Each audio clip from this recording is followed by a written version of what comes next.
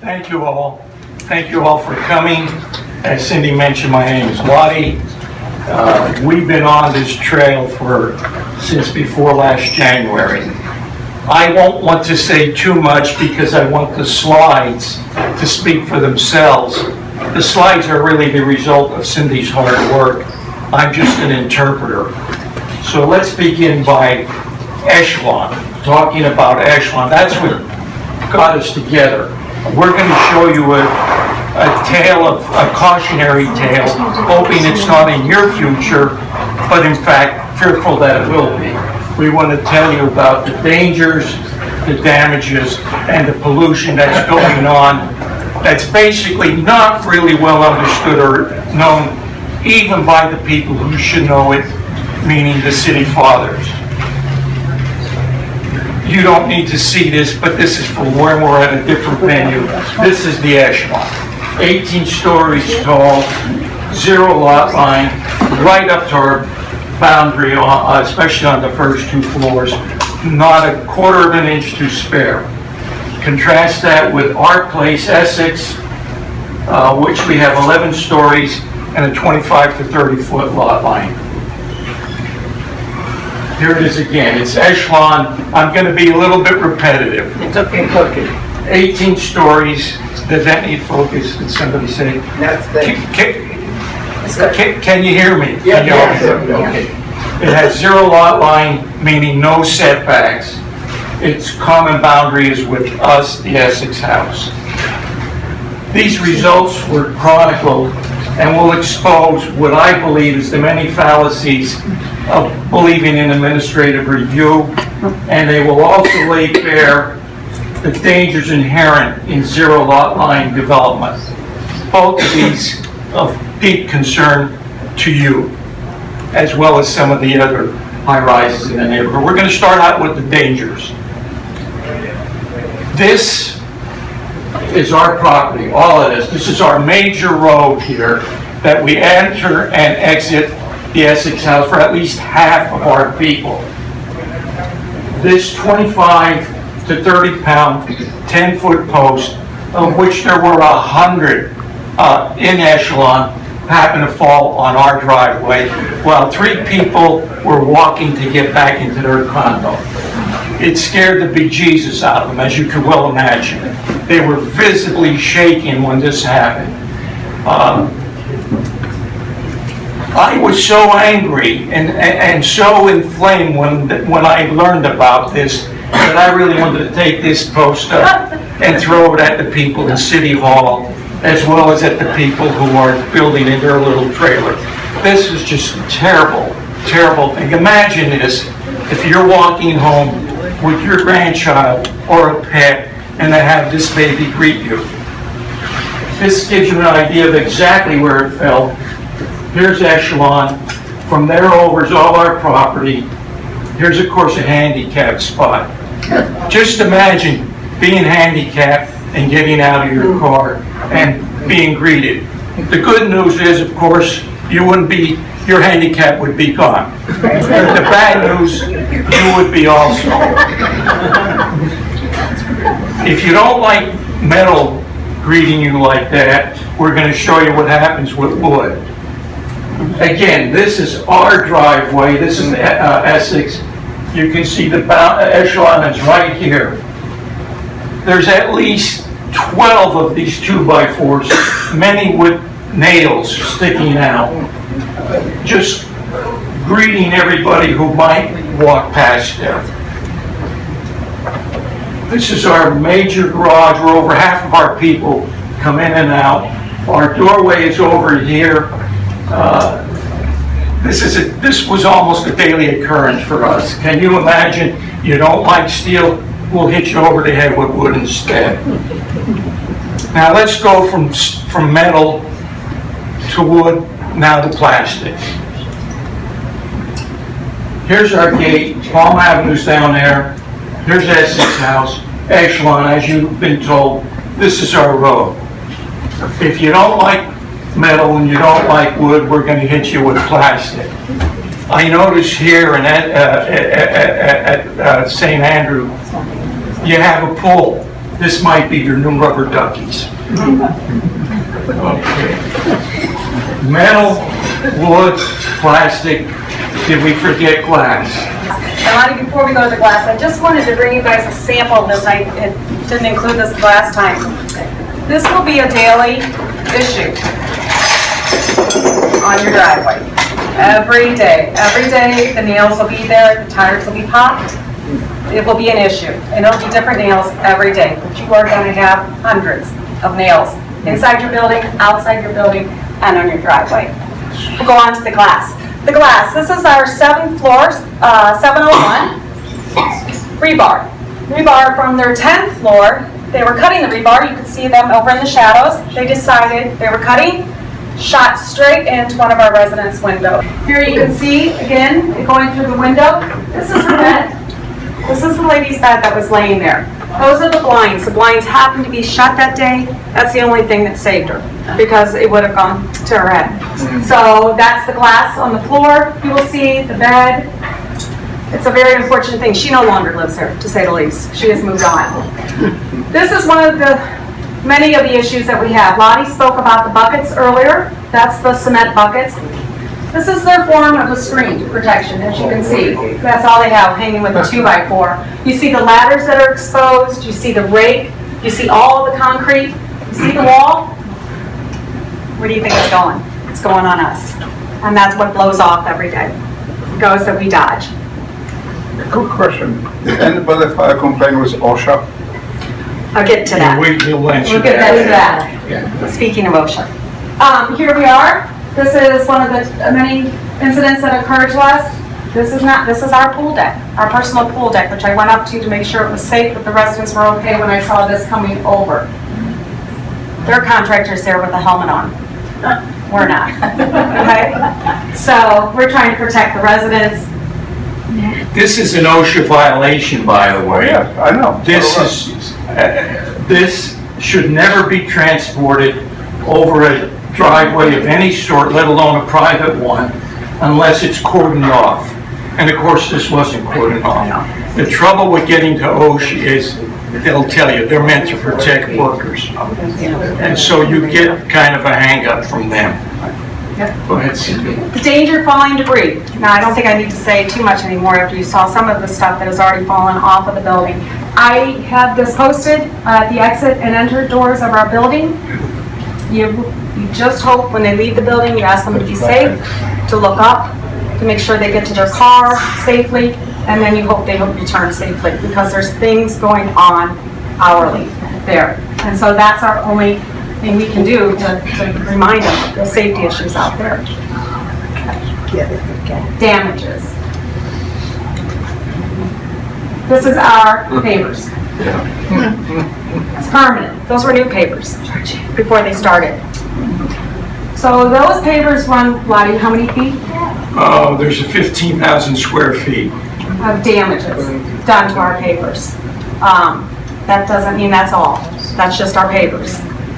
Here's our property line, right? This is what we were talking about earlier. Here's the wall that Lottie spoke about earlier. This is our property. This is not theirs. This is ours. This is lot line to lot line, and what this means. Concrete, everywhere. Concrete, danger. Car that showed up, this is one of many. I probably have 3 a week that come in and are ruined. This was a $6,000 issue on this car. Again, this is just a normal day with concrete. That's something you're going to have to make yourself very aware of. Do not touch it. Do not scratch it. It will ruin your car. It's not something you can just wash off. It takes special things. But anyway. Okay. This is a list of some of the damage they have done. It's by no means complete. We have at least 8 times as many other items on the list, but for the purposes of discussion and showing, of course, we had to abbreviate it. Our pavers, which were brand new, 4 months old, when Echelon got started, cost us $75,000. We painted our building for $170,000. There's splatter concrete all over the paint. Not only on the side, not only on our north side, some of the wind blows it around and gets it on our east side as well. building deck had to be waterproofed. And we're worried, of course, now that that's splattered, what happens to the waterproof membrane we have on it?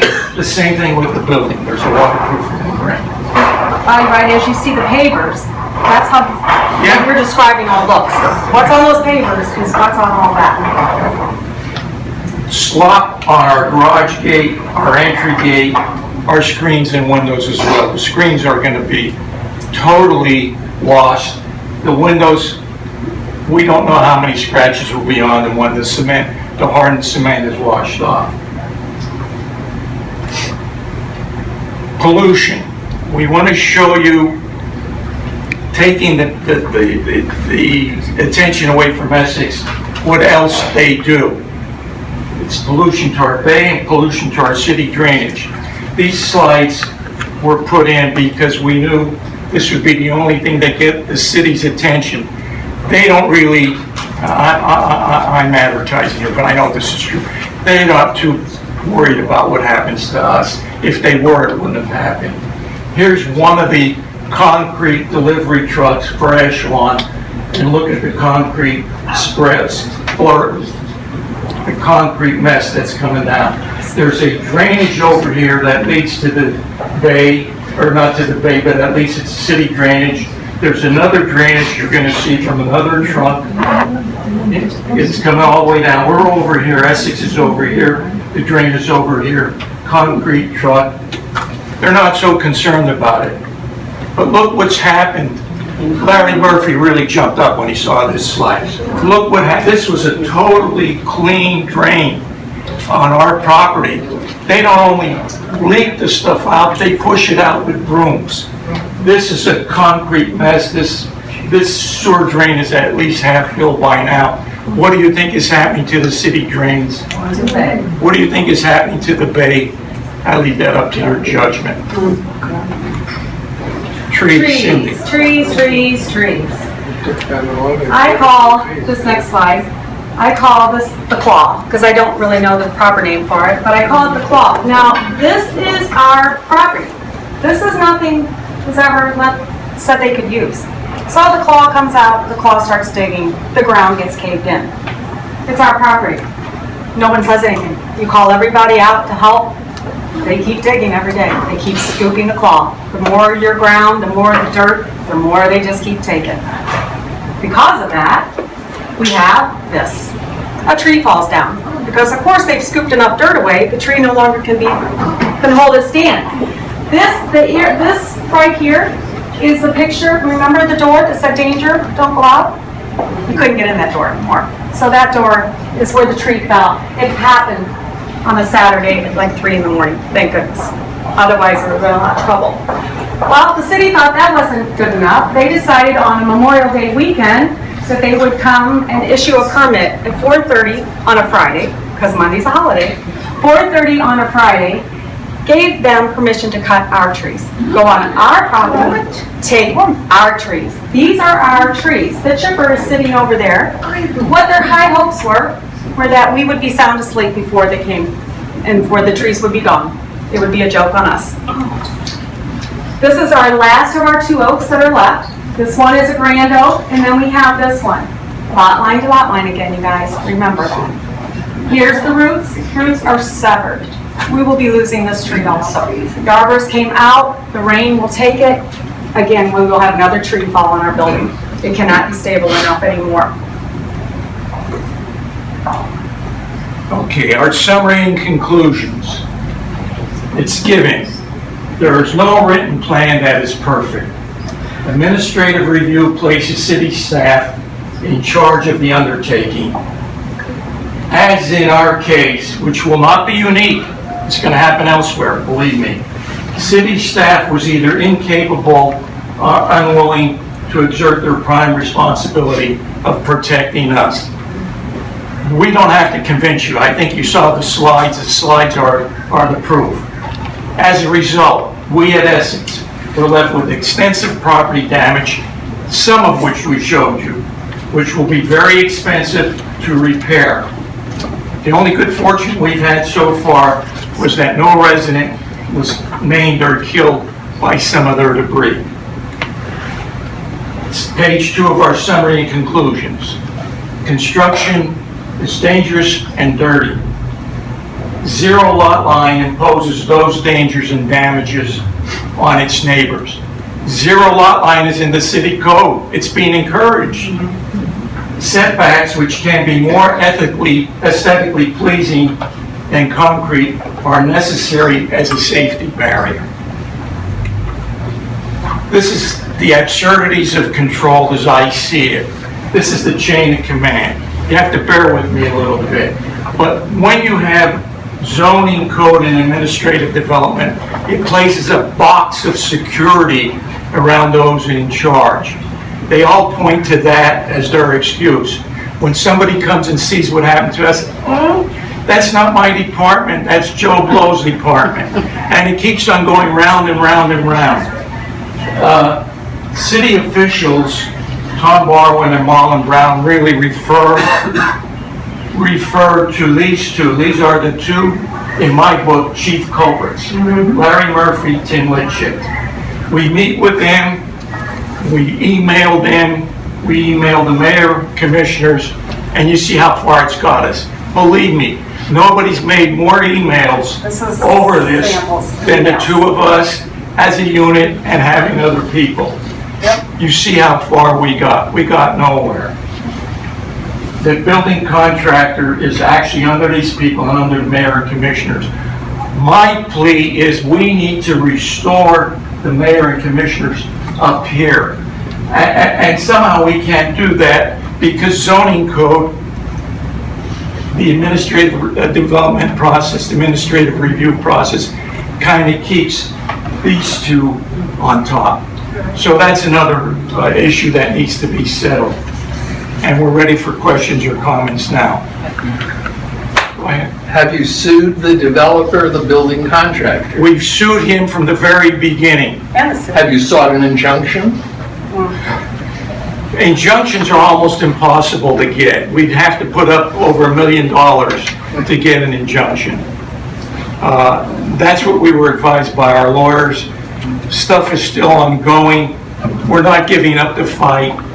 We need as much publicity and support from the residents in the city as we can garner.